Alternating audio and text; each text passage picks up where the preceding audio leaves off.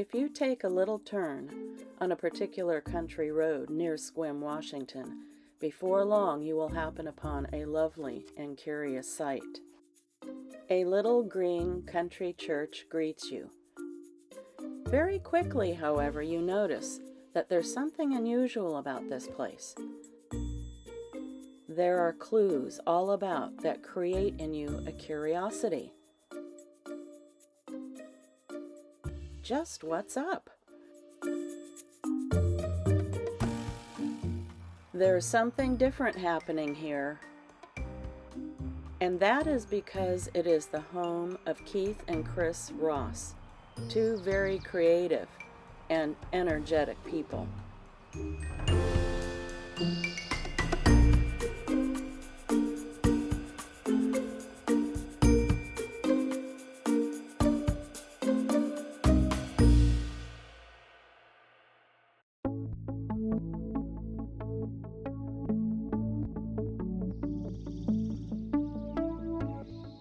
Recently, their support took a new and unusual turn when they welcomed us onto their property with our travel trailer. This is a transition period before we move out east. These last 4 months, Casey and I have had the privilege of living on this amazing property and of getting to know Keith and Kryz on a new level.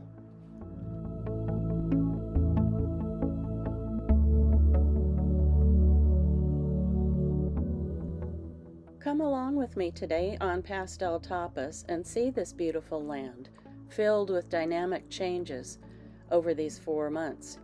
I will also show you some snippets of a plein air day that I had early one morning to capture the morning glow as it burst through the trees and spread its glory across this landscape. The shadows from the trees back there are no longer there quite like they were, so that's changed. And boy, you just have to really remember what you saw.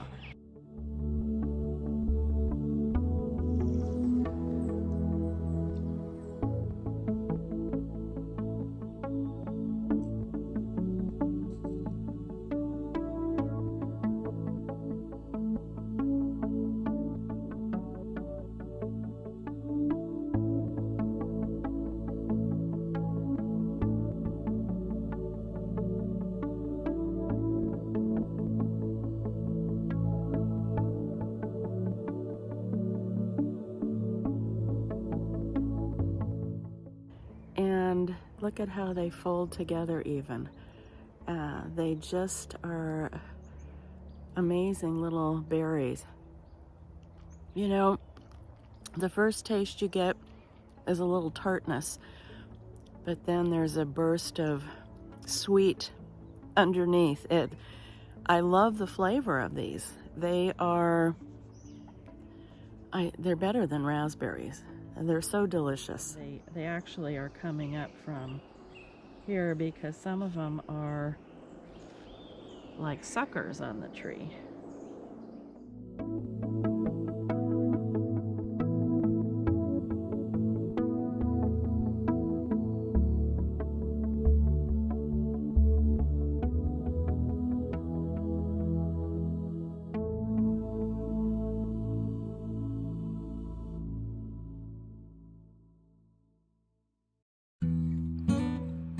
I met Keith and Kryz right after I moved to Sequim.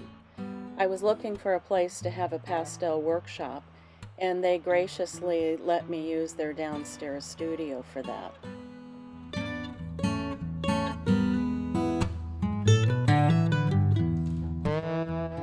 One thing led to another, and since Keith is the kind of guy that just never turns down a challenge, he agreed to photograph my artwork. And you won't believe where he's come from this until today.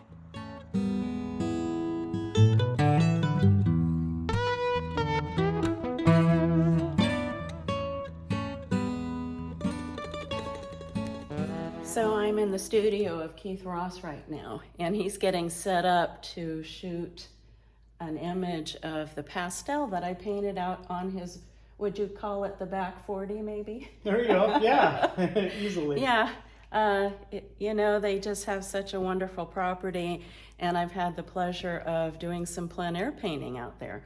So he's getting all set up to take some photos of my work, and then he's going to frame it. Wow, there's so many neat sounds when you're sitting out in nature like this. I don't know, I'm guessing that might be a raven or a crow or something. Practicing on me ever since I met you. No kidding. Do you remember the early days? Yes. Sure, I can do that. How do you do it? Yeah. I think that, I think you kind of cut your eye teeth on photographing my artwork.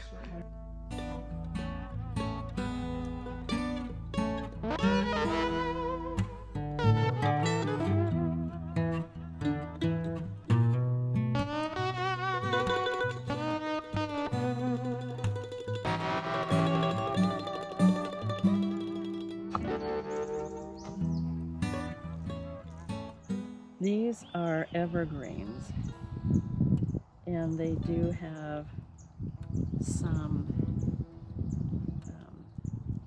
there's some coming off, but they definitely have a very wispier shape to them.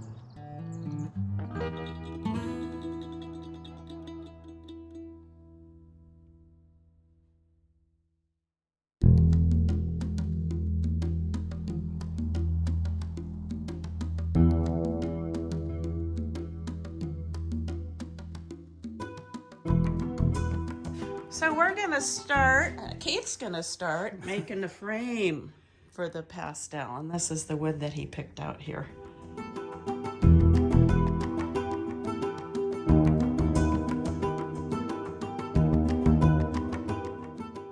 As soon as I slide it up there, I got a little mite gauge down here. Wow. Slide them in so I get nice perfect cuts all the time, a perfect miter.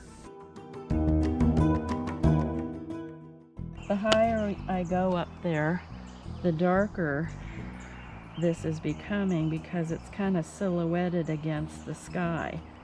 So I'm going to put some of this in the eggplant color.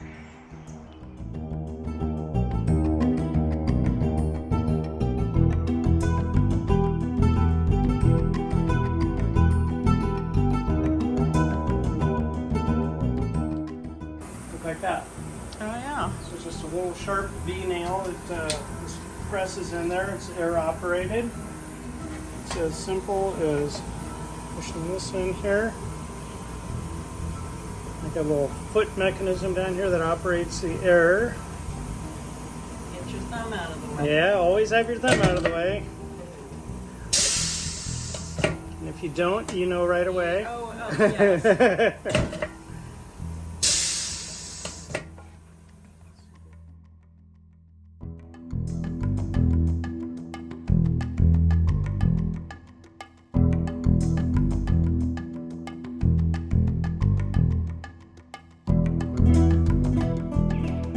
Like that.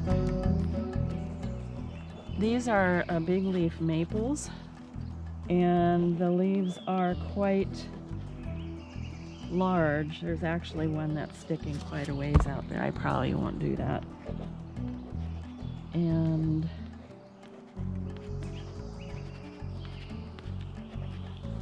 I'm glad I have a lot of tooth on this paper because I'm putting a lot of layers in.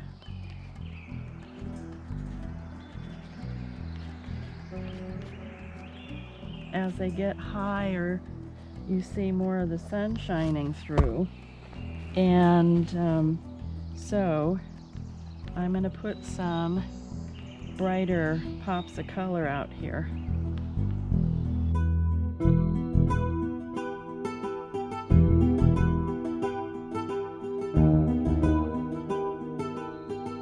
Okay, so we're going to use that. Good. So then, Cut the other, yeah. what was it, 9 by 12? I think so. Yeah. Yep. Yep. That's living right there. We'll just go down and score this. Okay. And Oh, and that breaks piece right just off. breaks right off of there. Oh.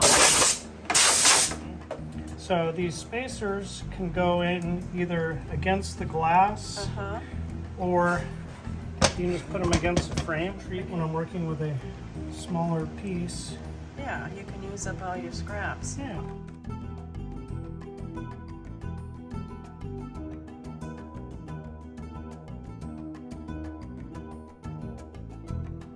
I'm gonna put her red hot pokers in. That's one way to add the color red down here. And actually, you know what's kind of cool? There are some yellow flowers here too, which are just, oh, they're really shining.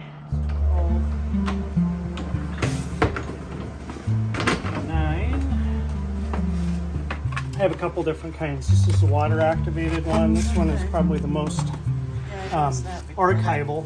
Yes, and it sticks pretty well, doesn't it? So what I'm going to do is we could actually just get a little bit of moisture out of these and this. So put this up here. So this kind of creates a little bit of a gum to it. Yeah. Get this positioned. You can tell. Yes. Use this so we're not putting any uneven pressure on it anywhere, right? Okay. Ooh, I always love this part. It just looks Stick it in there and so, peek in the window. It looks so neat when it's framed, doesn't it? Oh. Look how pretty that is with a natural barnwood. Yeah. I guess you could say that this is a look at the life cycle of a pastel painting, the nascent moments of inspiration, the process of capturing a moment in time, and now packaging it all up in a beautiful frame.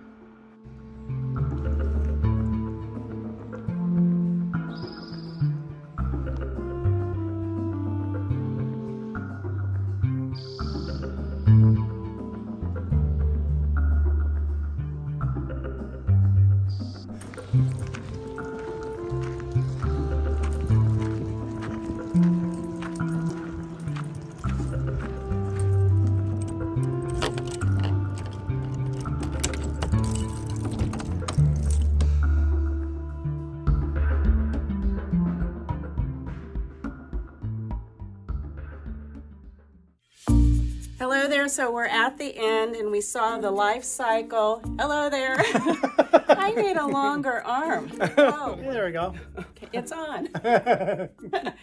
Well, you know, we just, this has been the life cycle of a pastel painting.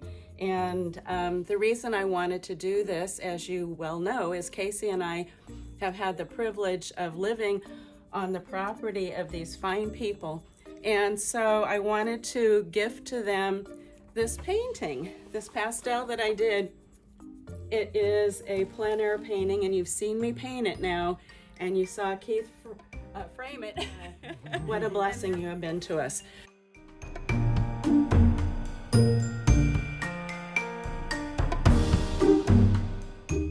So thanks for joining me on Pastel Tapas, and you know there's more to come. Bye-bye.